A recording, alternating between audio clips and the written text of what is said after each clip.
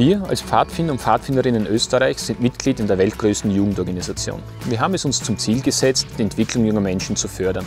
Und wir achten darauf, dass sie Vielfalt in all ihren Facetten erleben können. Unsere Herausforderung ist die ehrenamtliche Arbeit. Um so eine Veranstaltung organisieren zu können, haben wir einen sehr hohen Kommunikationsbedarf.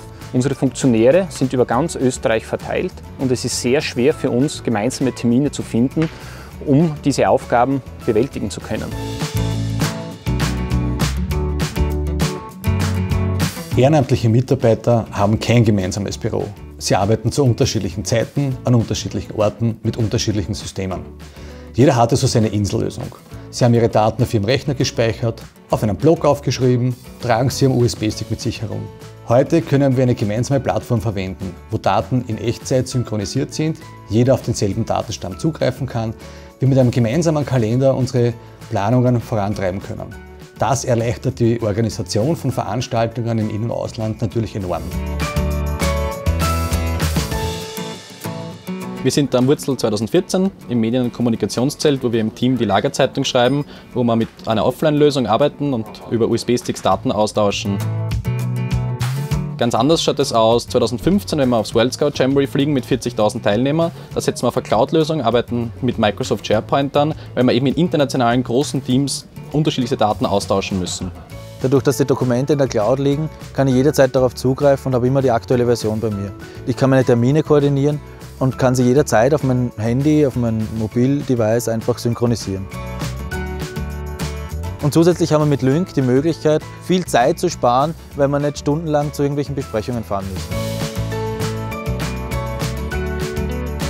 Wenn ich so an meine Anfangszeit als Pfadfinderleiterin zurückdenke, da haben wir stille Post mit den Kindern mit dem Telefon gespielt.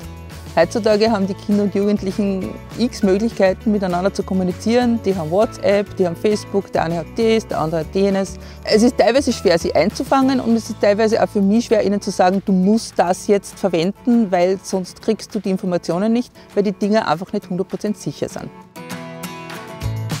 Mit Yammer haben wir jetzt die Möglichkeit, alle Pfadfinder in Österreich, die Kinder, die Jugendlichen, die Jugendleiter und die Eltern auf eine Plattform zu bringen. Da können wir Fotos reinstellen, da können wir Informationen reinstellen. Für mich ist das die Zukunft unserer Vernetzung und vor allem, es kostet uns nichts, weil als Non-Profit-Organisation sind wir immer ein bisschen knapp bei Kasse.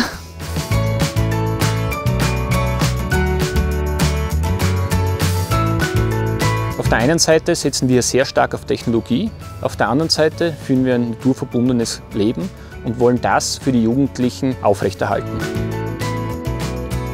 Unsere Kinder verwenden selbstverständlich Technologie.